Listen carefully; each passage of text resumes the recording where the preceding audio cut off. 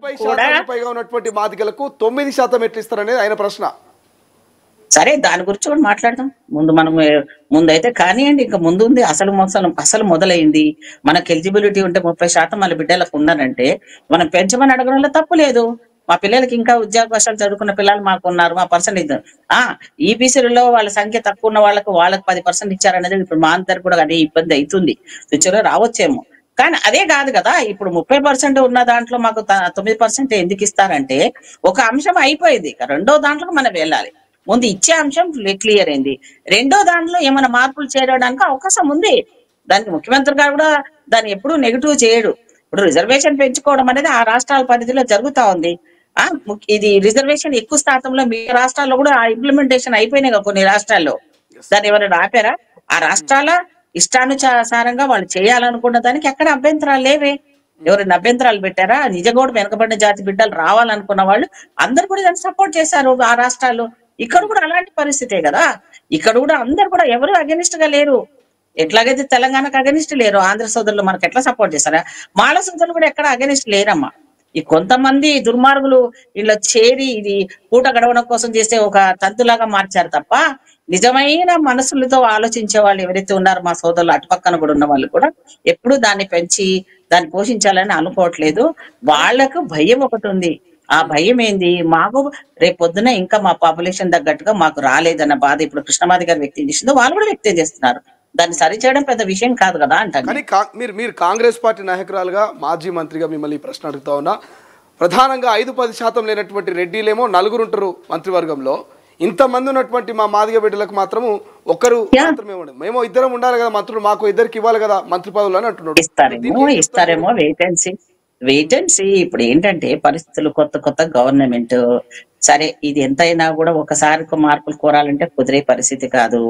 ఆనాటి నుంచి ఈ రోజు వరకు కూడా డబ్బులు ఉన్న వాళ్ళే, ఒక కులం వారే అన్ని పార్టీల్లో ఆధిపత్యాలు చెలాయిస్తున్నారు. ఒక పార్టీ చూపించండి, ఓన్లీ కాంగ్రెస్ కాదు కదా. మీకు అప్పర్ కాస్ట్ వాళ్ళే అన్ని పార్టీలో రూలింగ్ లో ఉన్నారు, రైట్? నాకు ఒక్కరిని చూపించండి, ఒక బీసీలు ఉన్నారా ఒక లీడర్ గా, లేకపోతే ఒక బీసీ ముఖ్యమంత్రి చేయడానికి ఎవరైనా ప్రయత్నం చేస్తారా ఈ 75 సంవత్సరాల స్వాతంత్ర దాంట్లో? ఎవరు చేయలేదు. అంటే వీళ్ళకి ఎవరికి కూడా లేదు. అందులో పర్టికులర్ గా మమ్మల్ని ఎందుకు ఫోకసింగ్ చేయాలా? ఓకే, 1 ఇయర్ అయ్యింది. 1 ఇయర్ లోపల ఈ సాహసోపేతమైన నిర్ణయం తీసుకోవడం పెద్ద మాకైతే ఒక సబ్జెక్ట్ ను ఒక లెవెల్లో మేమైతే దీనికి ఒక సమాప్తి, ఒక ఫుల్ స్టాప్ అయితే వచ్చింది కదా. నెక్స్ట్ అవకాశాల కోసము రేపు 4 ఏళ్ళు ఉంది, ఇంకా ప్రభుత్వం 3.5 సంవత్సరాలు ఉంది అనుకుందాం. దాంట్లో మనం అనుకున్నట్టుగా మాదిలకు అన్యాయం జరిగింది అనేది కూడా మాకు కూడా అనిపిస్తుంది. కాబట్టి మాకు సంబంధించినంత వరకు మా వాటా మాకు రావాల్సిందే. ఇప్పుడు మా వాటా విషయం మేము ఎక్కడ తగ్గట్లేదు. పార్టీ సరే 3 ఏళ్లలో అవకాశం ఇస్తుండొచ్చు అనే నమ్మకంగా అంటున్నారు. 1.5 ఏడాది అయింది ఒక మాజీ మంత్రిగా పనిచేస్తారు. మరి మీలాంటి సీనియర్ నాయకులకు కూడా ఏ పదవి ఇవ్వలేదు. మీలాంటి వాళ్ళ సేవలను కూడా కాంగ్రెస్ పార్టీ ప్రభుత్వంలో భాగస్వామ్యం చేయలేకపోతుంది. సమర్థించుకుంటారా మీరు?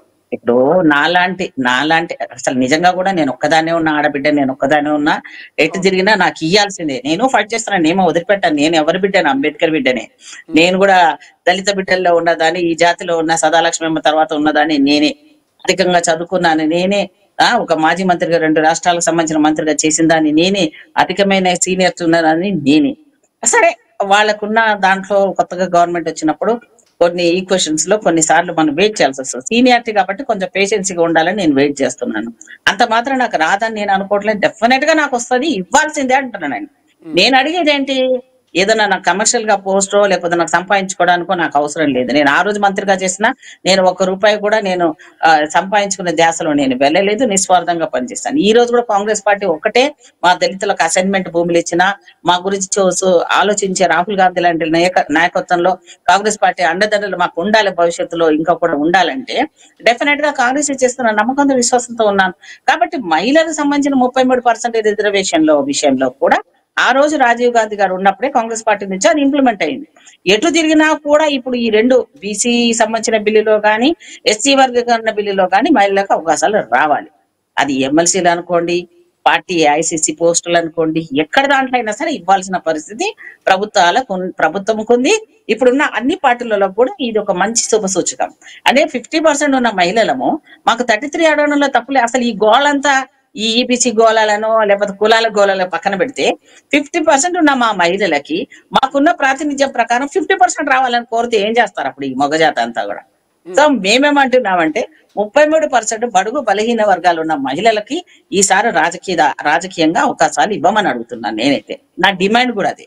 రేపు పొద్దున నేను రాష్ట్రంలో సంబంధించిన ఒక దళిత మహిళగా నేను రాహుల్ గాంధీ గారికి నేను లెటర్ రాస్తాను. డెఫినెట్ గా సోనియా గాంధీకి, ప్రియాంక గాంధీ గారికి నా యొక్క ఆలోచనని నేను వాళ్ళతో షేర్ చేస్తాను.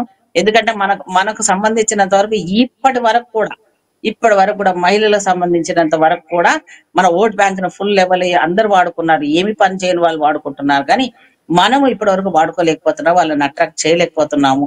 కాబట్టి రాజకీయాల్లో దళిత మహిళల ప్రాధాన్యత అవసరం. దళితులుగా బిడ్డలుగా ఉన్నవి బీసీలు, ఎస్సీలు, మైనార్టీలు అందరూ కూడా రావాల్సిన ఇప్పుడే ఉంది. ఇంకా 70 సంవత్సరాలు అయిపోయింది, ఇంకా రాకపోవడం అనేది షేమ్.